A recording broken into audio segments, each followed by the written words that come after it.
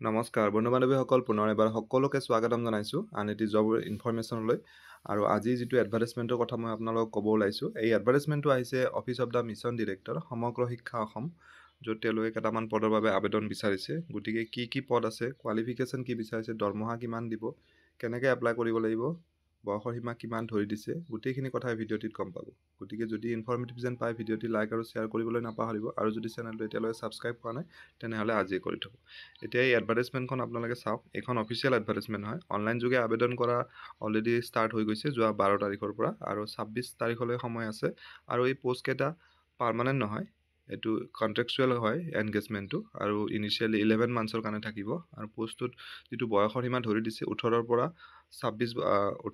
62 বছৰলৈকে পাৰিব।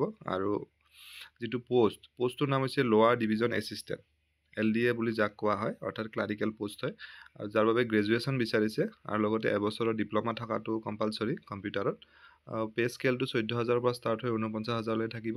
Grade pay থাকিব 7,400 টকা। নাম্বাৰ অফ পষ্ট ইয়াত 2টা আছে, আৰু place of posting state mission office, অৰ্থাৎ এইটো গুৱাহাটীতে হ'ব।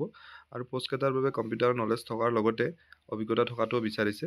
আৰু যিটো ৱেবছাইটৰ অনলাইন যোগে আবেদন কৰিব লাগিব, এইটো ssa.assam.gov.in, এই ৱেবছাইটটোত কৰিব পাৰিব। আৰু ইয়াত বাকী ডিটেইলছখিনি এডভাৰটাইজমেণ্টখনত দিয়া আছে, আপোনালোকে পঢ়ি চাব পাৰিব। এডভাৰটাইজমেণ্টখনৰ ডাউনলোড লিংকটো মই মোৰ ডেছক্ৰিপশ্যনত দি দিম। গতিকে আশা কৰিছোঁ ভিডিঅ'টিৰ জৰিয়তে আপোনালোকৰ মাজৰ এজন হ'লেও কেণ্ডিডেট উপকৃত হ'ব।